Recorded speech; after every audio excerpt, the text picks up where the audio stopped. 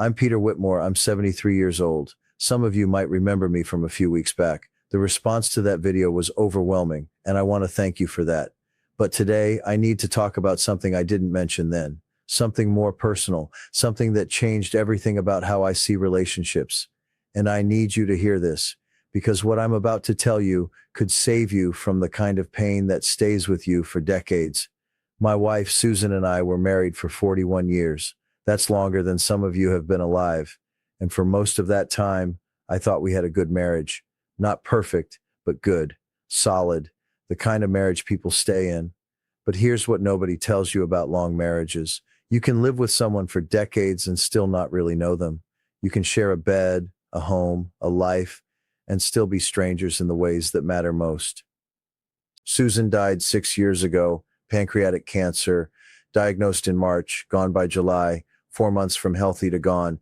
And in those final weeks, lying in that hospice bed, she said something to me that I think about every single day. She said, "Peter, we wasted so much time being right instead of being close. I didn't understand it at first. I was defensive. We had a good marriage, didn't we? We rarely fought. We were comfortable together. We'd built a life." But that's exactly the problem. We were comfortable, and comfortable isn't the same as connected. Let me tell you what I mean. For years, Susan would suggest things, small things. Let's take a pottery class together. Why don't we go dancing anymore? Remember when we used to stay up talking for hours? And I always had a reason why not. Too tired, too busy, too expensive, too impractical. I wasn't trying to hurt her. I just thought we had time. I thought those little moments didn't matter. I thought the big things, providing, being faithful, being reliable, I thought those were enough. They weren't. You see, I thought love was about grand gestures, being there during the crises, paying the bills, showing up, and yes, those things matter. But what I didn't understand is that love is built in the tiny, unremarkable moments, the conversations you have over breakfast, the walks you take for no reason, the way you listen, really listen, when your partner tells you about their day. I stopped doing those things. Not all at once. It happened gradually. So gradually I didn't even notice. One missed conversation led to another. One, "Not tonight, I'm tired," led to 1,000. One, "We can do that later," became never. And Susan, being Susan, she adapted. She stopped asking me to dance, stopped suggesting we take classes together, stopped trying to have those deep conversations.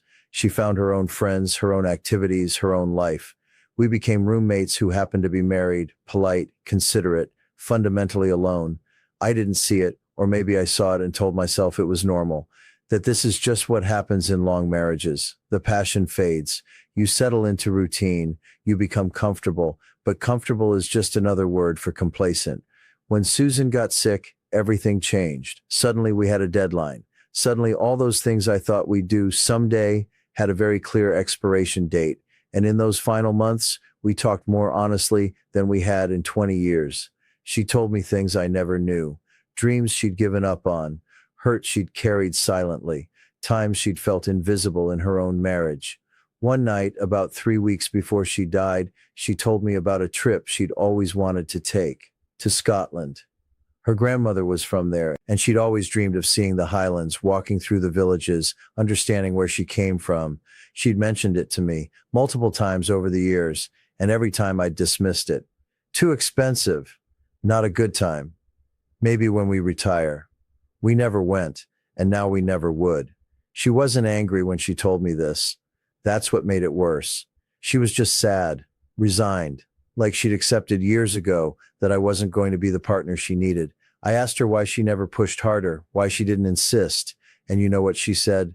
"I didn't want to make you do something you didn't want to do. I wanted you to want to do it with me." That sentence broke me, because she was right. She didn't want me to take her to Scotland out of obligation.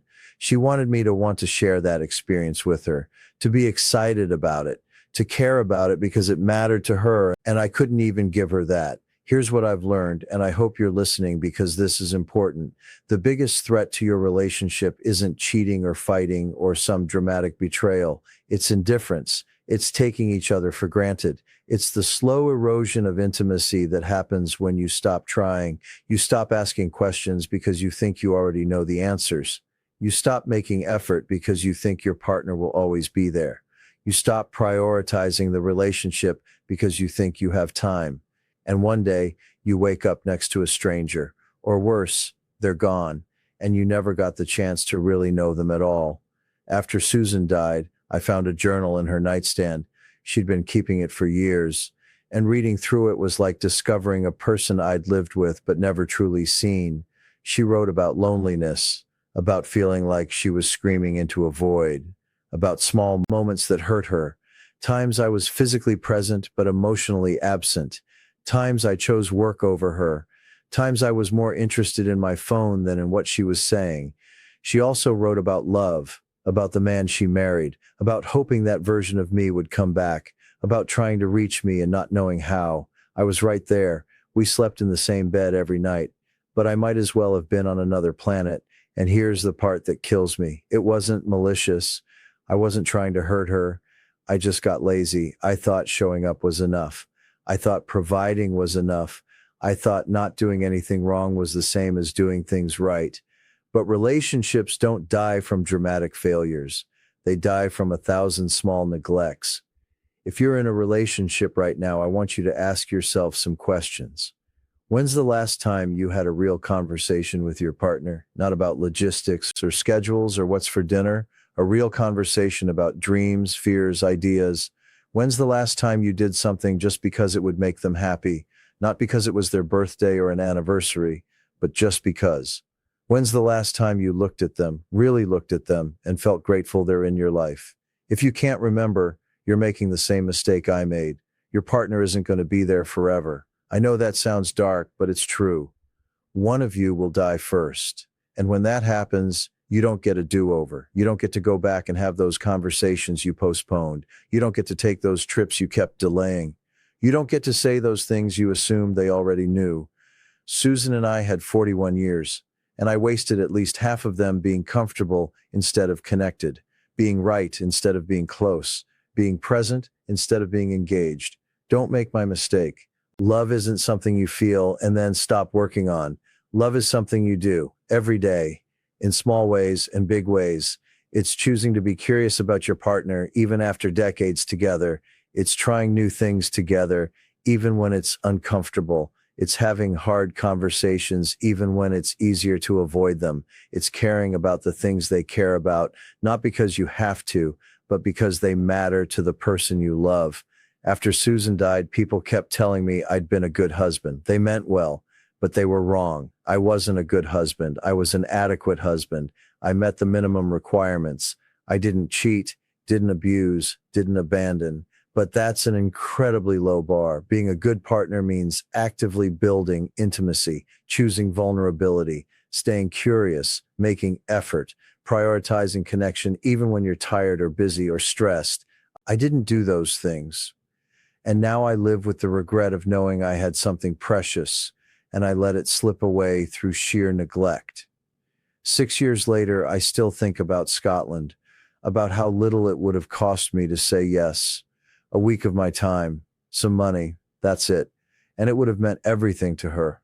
I think about the pottery classes she wanted to take, the dancing lessons, the long conversations, all the small ways she tried to stay connected, and all the times I said no or not now or maybe later. Later never came. It never does. If you love someone, if you share your life with someone, don't wait for the perfect time to show them they matter.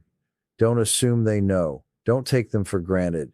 Ask them about their dreams. Listen to their stories. Do the things they suggest even if they don't interest you particularly, because strengthening your bond should interest you.